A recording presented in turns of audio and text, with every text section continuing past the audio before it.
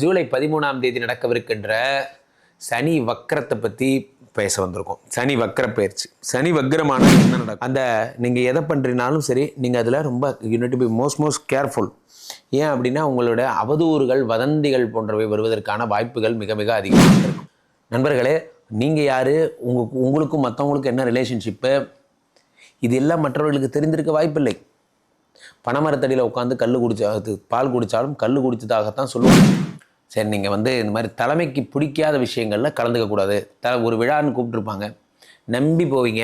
அங்கே போய் உள்ளே போய் உட்காந்ததுக்கப்புறம் தான் தெரியும் அந்த விழாவில் ஏற்கனவே இந்த 7:30 வந்திருக்குன்னு தெரிஞ்சால் நான் ஏன் வரப்போகிறேன், யாரா அவனை கூப்பிட்டு என்னையும் கூப்பிட்டீங்க, இப்போ பாடுறா தலைமையில் என்ன கோச்சிக்கிட்டு ஏன் போஸ்டிங் போச்சுரா அப்படிங்கிற மாதிரி. ஓஹோ, அப்போ உனக்கு அவருக்கும் லிங்கு, எனக்கும் லேடனுக்கும் லிங்கே இல்லைப்பா. உலகெங்கிலும் இருக்கும் ஆன்மீக பரிகார நேயர்கள் அனைவருக்கும் வணக்கம். நான் உங்கள் ராம்ஜி. ஜூலை 13ஆம் தேதி நடக்கவிருக்கின்ற சனி வக்கரத்தை பற்றி பேச வந்திருக்கோம். சனி வக்கர பயிற்சி. சனி வக்கரமானால் என்ன நடக்கும்? சனி வக்கரமானால் என்ன நடக்கும்னா, வக்கர சனி என்ன பலன்களை எல்லாம் தருவார். ஜூலை 13ஆம் தேதி சனி பகவான் மீனத்திலிருந்து கும்பத்திற்கு வக்கரமாகிறார். வக்கரமாகும் பொழுது நடக்கின்ற விஷயங்கள் எல்லாம் என்ன? மிதுனராசிக்காரர்களுக்கு 10லே சனி பகவான். 10லே ஒரு பாவி இருந்தால் அரசனை போல் யோகம் உண்டு. 10ல் சனி பகவான் இருக்கும் பொழுது ஒரு அரசனை போல யோகம் உண்டு. 10லே இருக்கின்ற சனி பகவான் வக்கரமாகும் பொழுது என்ன நடக்கும் அப்படின்னா, அரசியல் வாழ்க்கையில் இருக்கிறவங்களுக்குலாம் ரொம்ப ஜாக்கிரதையாக இருக்கணும். உங்களுக்கு ரொம்ப கேர்ஃபுல்லாக இருக்கணும். அரசியல் வாழ்க்கையில் இருக்கும். 10ஆம் இடம் என்பது தொழில் ஸ்தானம். 10ஆம் இடம் என்பது மக்களை டெய்லி சந்திக்கிற ஸ்தானம். 10ஆம் இடம் என்பது அனுகிரகம். 10ஆம் இடம் என்பது பப்ளிக்கு, இதெல்லாம் அது மாதிரிலாம் சொல்லலாம். 10ஆம் இடம் என்பது இந்த 10ஆம் இடத்துல சனி பகவான் இருக்கும் பொழுது என்ன நடக்கும்னு பார்த்தீங்கன்னா, உங்களுக்கு பெரும்புகழ் உண்டாகும், மக்கள் சந்திப்பால் பெரும் பணம் உண்டாகும். ஆனால் அது எல்லாத்தையும் சனி வக்கரமாகி கெடுத்துறதுனால என்ன ஆகும்னா, எந்த ஒரு மக்கள் சந்திப்பு உங்களுக்கு இது தருதோ, பிரச்சனைகளை நன்மைகளை தருகிறதோ, அதுவே வக்கரமாவதற்கு வாய்ப்புகள் அதிகமாக இருக்கிறது. அனுகிரகம் பண்ணுறவங்களுக்கு எல்லாருக்கும் சனி பகவான் ரிவர்ஸில் செயல்படுறார். கெட்டது பண்ணுற எல்லாருக்கும் சனி பகவான் நல்லது செய்யப்படுறார். அவ்வளோதான். மைனஸ் இன்ட்டு மைனஸ் ப்ளஸ் தான் கான்செப்ட். 10ஆம் இடத்து சனி பகவான் உங்களுக்கு என்ன தருகிறார் என்றால், பெரும் புகழை தந்து கொண்டிருந்த சனி பகவான் அந்த புகழில் ஆபத்து வருவதற்கான வழிகளையும் தருவார். அப்போ unit to be most careful during your social media pages. உங்களுடைய சம்பந்தப்பட்ட விஷயங்கள், நீங்கள் பகிரக்கூடிய விஷயங்கள் எல்லாத்துலேயும் ரொம்ப ஜாக்கிரதையாக இருக்கணும். நீங்கள் எதை பண்ணுறீனாலும் சரி, நீங்கள் அதில் ரொம்ப unit to be most careful. ஏன் அப்படின்னா உங்களோட அவதூறுகள், வதந்திகள் போன்றவை வருவதற்கான வாய்ப்புகள் மிக மிக அதிகமாக இருக்கும். 10ஆம் இடத்து சனி பகவான் வரும் பொழுது அவதூறுகள், நான் என்றைக்கோ பண்ணது சார், அது இன்றைக்கி எனக்கு ஒர்க் ஆகுது அப்படிங்கிற மாதிரியான விஷயங்கள் எல்லாம் ஏற்படும். 10 அப்படிங்கிறது தினமும் மக்கள் சந்திப்பு. 10ங்கிறது கர்மஸ்தானம். 10ங்கிறது இல்லைன்னா பெரும்புகழ், இந்த மாதிரி நிறையா சொல்லலாம். அதிலெல்லாம் ஏற்படும் மக்கள் பிரச்சனைகள். நமக்குன்னே ஒரு கேரக்டர் வருவான், நமக்குன்னே ஒரு கேரக்டர். இந்த 10ல் சனி பகவான் இருக்கும்போது, அண்ணே வணக்கண்ணே, நீங்கள் இங்கே தான் இருக்கீங்களாண்ணே, என்ன விட்றா, எங்கே போனாலும் நம்மளை தேடிக்கிட்டே நம்மளையே ஒரு ஆளாக செலெக்ஷன் பண்ணி, இந்த தமிழ்நாட்டில் மொத்தமாக இது வரைக்கும் 9 கோடி பேர் இருக்காங்க, அதில் என்ன ஒரு ஆளாக செலெக்ஷன் பண்ணி என் லைஃப்லேயே வந்திருக்கியே, ஏன் நம்மக்கிட்டே ஒருத்தர் அண்ணே வணக்கண்ணே, உங்கள் கூட செல்ஃபி எடுக்கணும்னு ஆசையாக இருக்கேனே, எடுத்துகிட்டு போனேன்னா முடிஞ்சு போச்சு.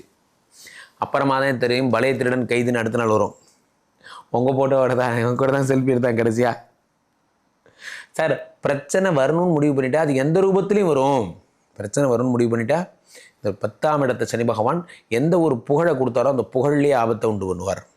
அதே மாதிரி ஜீவனஸ்தானத்தில் இருந்த சனி பகவான் அவர் வக்கரமாகும் பொழுது ஜீவனஸ்தானத்திலே கை வைப்பார். இந்த 3 மாதமும் மிதுன ராசிக்காரர்கள் ரொம்ப ரொம்ப ரொம்ப ரொம்ப ஜாக்கிரதையாக இருக்கணும்.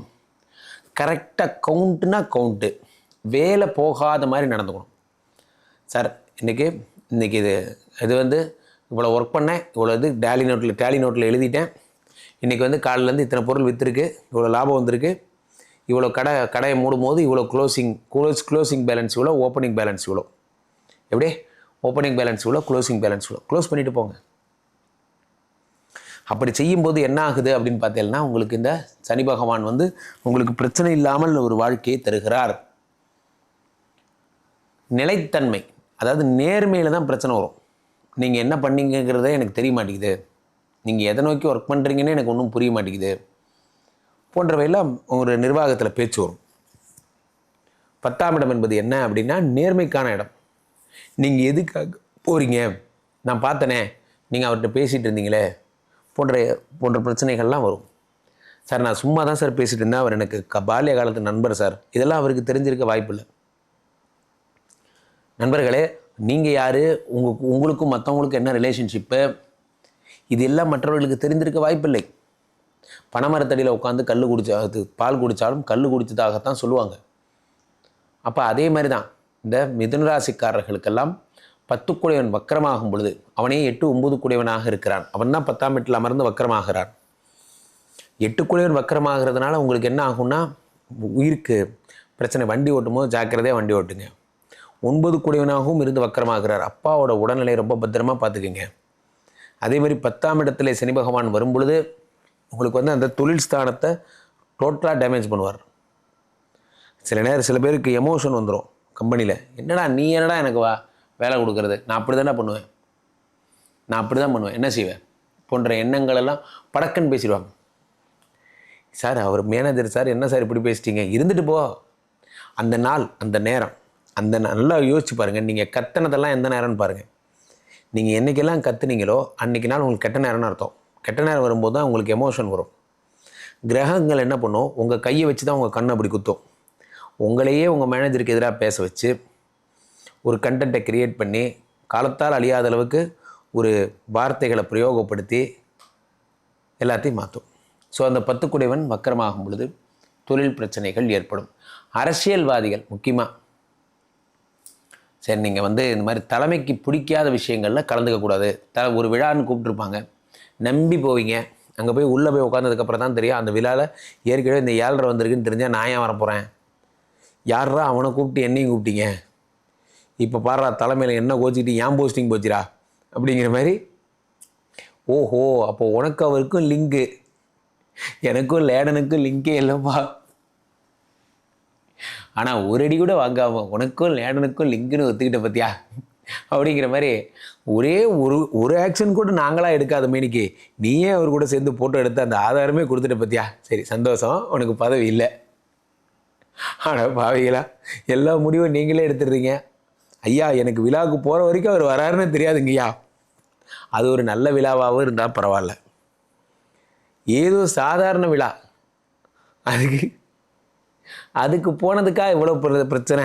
ஸோ அதனால் என்ன நடக்கும்னா தெரிஞ்சுக்கிட்டு போங்க, புரிஞ்சுக்கிட்டு போங்க. எதுக்கு கூப்பிடுறாங்க, என்ன பேச போகிறோம். மிதுனராசிக்காரர்களுக்கு ஒன்றும் ஆகாது. இந்த 3 மாதமும் நீங்கள் என்ன செய்ய போகிறீங்க, என்ன பேசுகிறீங்க, உங்கள் வார்த்தைகள், உங்கள் பேச்சு, தொழில் ரீதியாக.